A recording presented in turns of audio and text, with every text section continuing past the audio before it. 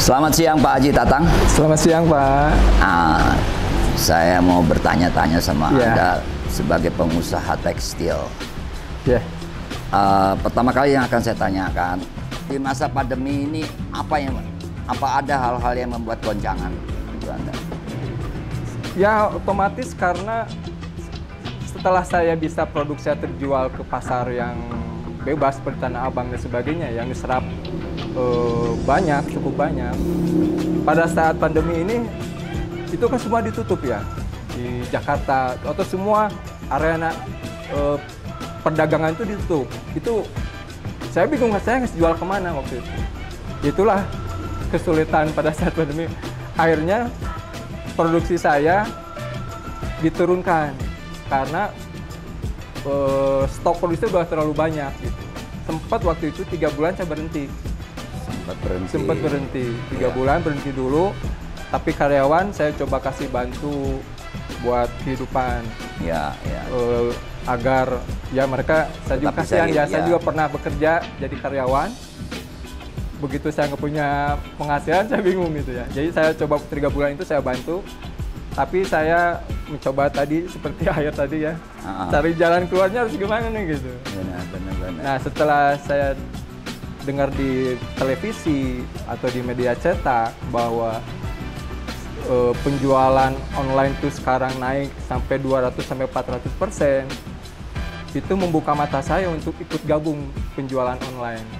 Ya. Nah, dari situ saya coba rekan-rekan tadi teman-teman saya atau marketing saya untuk jualan di online, itu hanya pabrik bisa berjalan lagi sampai sekarang normal. Itu sisi marketingnya ya. Ya, gitu. Iya, satu hal lagi, di dalam kondisi seperti ini kan harga raw materialnya kan naik ya. Naik, betul. Raw material naik. Berapa persen kira-kira naik? Ini udah hampir 40%. Udah hampir 40%. Selama pandemi ini?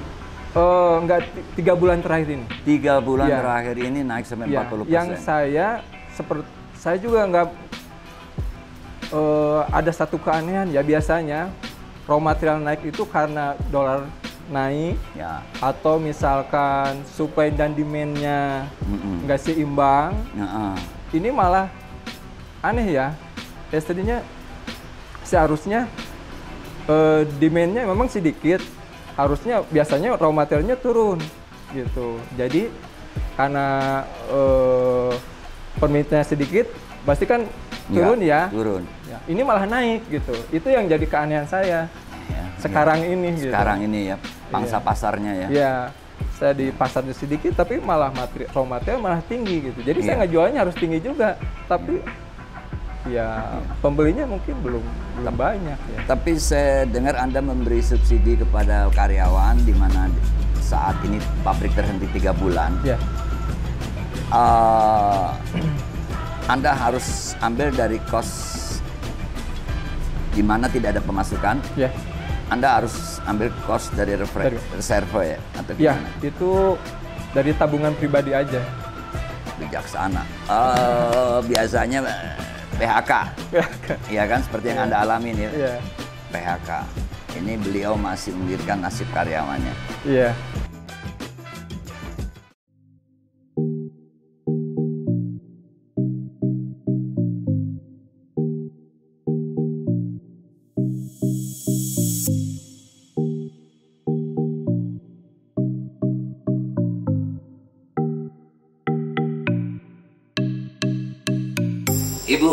Ibu pemilik warung pojok bebek. Iya, Sudah berapa tahun ini berdiri? ada 20 tahun 20 tahun. Yang menu andalannya itu apa di sini? bebek. Pasti bebek ya, Iya. karena raja bebek. Ada bebek. Ibu namanya siapa? Ibu Aminah. Ibu Aminah. Kalau dikasih cendera kasih jadi pemain di Sidul anak Betawi. Ini nggak pakai cendera kasih.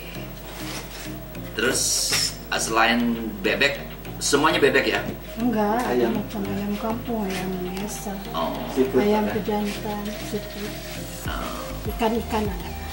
Ikan-ikanan juga ada. Soto Betawi ada, sop ibu. Komplit ya? Iya. Segala macam ada. Nah, Yang paling andalan ya bebek ya? Bebek, yang banyak disebut peminatnya bebek. Bebek. Ini daerah mana coba yang disebutnya? Kamojang. Sahabat Agus Melas Official, sekarang saya akan menyantap makan siang. Enggak, baru lihat saya udah ngiler. Pasti nikmat ini. Coba, saya akan coba bebek jagoannya. Pahanya. Enak. Saya akan coba tempenya. Baunya sangat merangsang. Saya akan coba tahunya. Wow. Satu lagi saya belum coba, yaitu namanya ini cumi goreng potong dengan kecil-kecil, dan ini pasti nikmat sekali. Ya. Saya akan mulai makan. Maaf, saya tidak bisa menawari Anda karena Anda dengan saya jaraknya masih jauh. Untuk itu, Anda nonton aja ya, tapi jangan marah. Rasakan aja kenikmatannya. Saya akan mulai dengan ini. Ini sambal pedasnya nggak ketulungan, tapi kita coba gitu, coba saja gitu. Ya, nih. Pertama saya makan adalah tempe karena saya orang Indonesia. Kedua, tahu.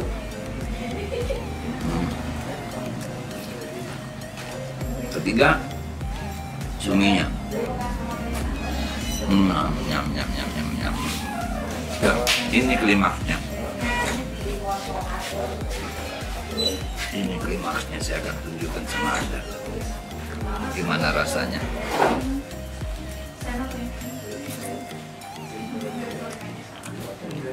Bisa lupa mertua karena enaknya. Jadi kalau Anda lewat ke Kamojang, Anda bisa mampir ke warung pojok Raja Bebek, dan ternyata benar-benar Raja Bebek. Dan di belakang ada kanan bebek ribuan. Jadi kalau Anda pesen siap, mau 100 orang, 200 orang siap. Oke? Wilujeng Sumping di warung pojok Raja Bebek. Di sini tempatnya. Saya barusan menikmati, wah luar biasa enaknya. Sampai tadi saya keringetan, sekarang sudah hilang keringetnya karena sudah saya bersihkan. Jadi kalau Anda ke Kamojang, mampir ke sini. Warung pojok Raja Bebek. Saya sudah mencobanya, ternyata luar biasa enak ini. Segala macam bebek diolah jadi menu yang luar biasa. Oke? Warung pojok Raja Bebek.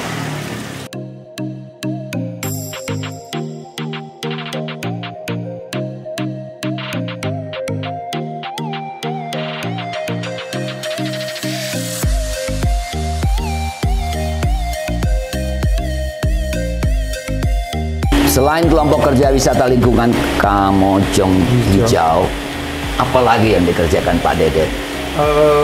Kebetulan kita bergerak di pemberdayaan masyarakat, Pak. Jadi dari mulai budidaya jamur, yang tergabung di kelompok usaha mandiri itu ada budidaya jamur, tanaman endemik, kerajinan limbah koran, dan pengolahan hasil daripada budidaya jamur itu sendiri. Itu adalah keripik jamur, juga pertaniannya adalah ada tape crispy, dan ini kerajinan limbah korannya, dan ini untuk pertaniannya adalah kopi. Ini yang dimaksud tape crispy? Betul. Wow. Kemasannya bagus. Apakah ini yang dinamakan ekonomi kreatif di tengah pandemi? Betul sekali.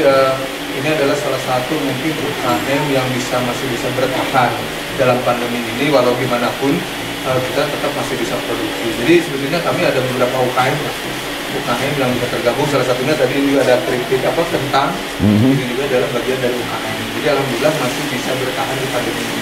Mudah-mudahan ini jadi solusi. Siap. Kemudian pasar sampai di mana nih pemasarannya? Kalau untuk pasar saat ini sebetulnya kita bisa sampai Jakarta. Sampai Jakarta juga, dari mulai Bandung, Jakarta, Garut juga ada. Dari mulai online cuma memang belum besar. Ya. Tapi yang penting kan semangatnya. Iya. Ada lainnya mau disampaikan Pak Dede? mungkin harapan kami dengan program pemberdayaan masyarakat ini mudah-mudahan yang membina kami juga tetap eksis, Indonesia Power juga tetap eksis untuk membina kami untuk menuju masyarakat yang lebih mandiri dan berdesa. Itu harapan kami. Seperti itu. Hebat. Ini memang dibutuhkan mental yang kuat ya untuk mempertahankan produksi di tengah pandemi seperti ini. Betul sekali. Betul. Ini talas. Ya, talas. Itu dari pertanian lah. Pertanian. Kita olah juga. Ini yang ngerjain ibu-ibu semua, Pak. Malahan ada yang dalam tanda kutip mohon maaf janda gitu kan. Jadi orang-orang memang yang bukan termarginalkan yang memang memerlukan butuh pekerjaan lah, alhamdulillah bisa bergabung di sini. Amin. Jadi harapan kami di sini itu bisa menjadi pengusaha, harapan kami seperti itu. Ya, tidak hanya jadi pekerja lah. Ya, mereka nantinya bisa berdiri sendiri secara mandiri ya. Betul. Ya. Ini apa yang ini? Kalau itu kopi, Pak. Kebetulan ada kelompok kopi tani Gunung Kamojang juga di sini. Yang kemarin juga itu kelompok tani kopi Kamojang itu menjadi juara 1 tingkat nasional. Tingkat nasional, ya, berarti itu perlombaan IT. Berarti seluruh Indonesia. Betul sekali. Luar biasa. Alhamdulillah. Luar biasa. Sahabat Agus Melas official, inilah perjuangan ekonomi rakyat. Gotong royong mengatasi masa pandemi yang semuanya serba sulit. Tapi niat akan menentukan langkah ke depan. Tetap semangat, Anda akan mencapai di tingkat yang Anda kehendaki. Tangan.